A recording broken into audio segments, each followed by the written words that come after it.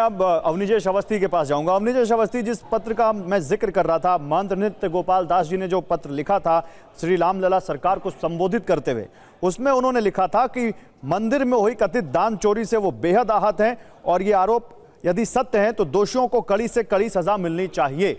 और जब इस्तीफा ट्रस्ट ने स्वीकार किया है अवनिजेश अवस्थी, चंपत राय का और फिर अनिल मिश्रा का, तो जाहिर सी बात है वो मानते हैं कि उनकी जिम्मेदारी थी, वो अपनी भूमिका सही से नहीं निभा पाए। एसआईटी जांच करेगी कि उनका कितना इसमें मामला बनता है, वो कितने दोषी हैं कि नहीं है। लेकिन क्या आपको लगता है कि अब ये वक्त है? UEM जयपुर एक आदर्श लक्ष्य है। भावी छात्रों के लिए अच्छी नौकरी, भविष्य के लिए तैयार कौशल के साथ अच्छी शिक्षा। अगर हमें राम मंदिर तीर्थ क्षेत्र ट्रस्ट का भरोसा फिर से कायम करना है लोगों के बीच, तो चंपत राय और अनिल मिश्रा के ऊपर FIR हो, उनके ऊपर पूछताछ हो, जैसा बाकी लोगों से हुआ है, और पूरा कानूनी प्रक्रिया से वो निकलें, और दाग साफ हो तो दाग साफ होकर निकलें, और अगर दागी हैं, दोषी हैं, तो कार्रवाई। गौरव जी, बड़ी साफ सी बात है कि इसमें जिस तरीके से SIT जांच कर रही है, अब तक किसी ने भी जरा सा भी यह प्रश्न नहीं उठाया कि SIT ने ऐसा क्यों किया या ये क्यों नहीं किया। इस्तीफे का कोई कारण, इस्तीफे की वजह से SIT ने इनसे ऐसा नहीं है कि इनके ऊपर कार्रवाई नहीं हुई, इनसे पूछताछ हुई है। अनिल मिश्रा से भी पूछताछ हुई है और चंपत राय से भी पूछताछ हुई है। सिर्फ ट्रस्ट का मेंबर होने के कारण इनको कोई इम्यूनिटी नहीं मिली हुई थी, ये भी बड़ी साफ सी बात है। इनकी जवाबदेही थी, ये ट्रस्ट के सारे मेंबर्स ने अपना बयान, अपना मत रखा है सामने। बात सवाल ये है कि जो बाकी जो SIT जांच करेगी उसमें इस बात की जांच होगी कि इनसे क्या क्या कमियां रह गई, एक बात, या इनकी कोई कनाइवंस थी चंपत राय जी की या अनिल मिश्रा जी की। इसके बाद अगला जो कार्रवाई होनी होगी वो उसके बाद तय होगी। और हम लोगों को, मैं नृत्य गोपाल दास जी की बात कर रहे हैं, एक एक राम भक्त जो है वो बिना किसी, मैं आज बिना किसी इफ एंड बट के, बिना किसी संकोच शर्म के कहता हूं कि हम खुद बहुत अधिक शर्मिंदा हैं, दुख है, रोष है, आहत हैं, और मतलब शायद शब्दों में वो बात बयान भी ना कर पाए। जो खुशी हुई थी हमें राम मंदिर बनने की 500 साल पश्चात, आज उस खुशी पर एक अजीब सा बादल छा गए हैं। तो ये बात बड़ी साफ सी है। लेकिन एक बात बड़ी साफ सी है, इसमें कोई दो राय नहीं रखनी चाहिए उसका कि जिम्मेदार भी तो कोई ना कोई है ना। 500 साल के संघर्ष के बाद सनातन ने अगर यहाँ पर एक बड़ा मुकाम हासिल किया और उसने वो पाया जो संघर्ष जो 500 साल तक हमारे तमाम महापुरुषों ने किया, तो उसके ऊपर इस तरह का दाग लगाने वाला कोई ना कोई तो है। उन 8 लोगों के अलावा कोई तो है जो उनका मास्टरमाइंड रहा होगा, जिसका चेहरा सामने आना जरूरी है। मैं उस पर आऊंगा, लेकिन इसी बीच एक बड़ी खबर आ रही, देखिए दिखाइए पीछे, वो खबर लेकर आइए।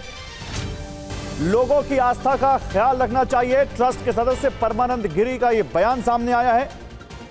उन्होंने कहा है धर्म की रक्षा करना पहला कर्तव्य है। परमानंद गिरी ये कहते हुए कि धर्म की रक्षा करना हमारा पहला कर्तव्य है, और ये आस्था से जुड़े लोग इसको लेकर ज्यादा सावधान रहें। ट्रस्ट के सदस्य परमानंद गिरी का ये बयान सामने आया है।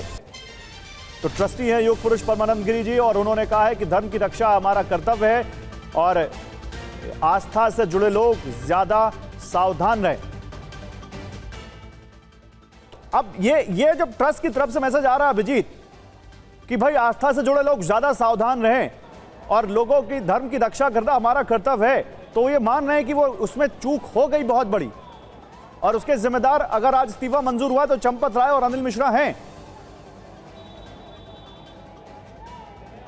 देखिए, सबसे पहले हमने जानकारी दी थी कि ट्रस्ट की बैठक में इस बात पर चर्चा हो रही है कि करोड़ों लोगों की आस्था हमारे लिए सर्वोपरि है, यानी कि विश्वास सबका बना रहे, हम कैसे दोबारा लोगों का विश्वास जीते, ये सबसे बड़ी प्राथमिकता होनी चाहिए। जब इन दो लोगों के, यानी कि अनिल मिश्रा और चंपत राय के इस्तीफे पर विमर्श चल रहा था, चर्चा चल रही थी, तभी ये बात कही गई कि सबसे सर्वोपरि हमारे लिए करोड़ों लोगों की आस्था को बरकरार रखना है, उनका विश्वास दोबारा जीतना होगा, यानी कि कड़े निर्णय लेने होंगे। और यही बात ट्रस्टी अंदर के जो सदस्य हैं, ट्रस्टी सदस्य हैं, वो भी अपने बयान में भी ये बात करें तो हमारे द्वारा दी गई जानकारी और उनके द्वारा दिए गए बयान अपने आप में कोरिलेट हो जाते हैं। यानी कि शुरुआत से ये बयान होता रहा है, ये जानकारी सामने आती रही है कि फिलहाल ट्रस्ट के सामने सबसे बड़ा संकट यही है कि वो दोबारा ट्रस्ट स्थापित करे लोगों के मन में। जितने भी राम भक्त लाखों करोड़ों की संख्या में यहाँ पर हर रोजाना, महीने में या साल भर में पहुँचते हैं, उनके लिए सबसे बड़ा सवाल यही है कि क्या जब वो अगली बार मंदिर में दर्शन के लिए आएंगे, चढ़ावा देने जाएंगे, तो उनके मन में ये विश्वास रहेगा कि उन्होंने रामलला को पैसे दिए हैं। और यही सवाल सबसे बड़ा था, चर्चा का विषय भी यही रहा, और यही कारण है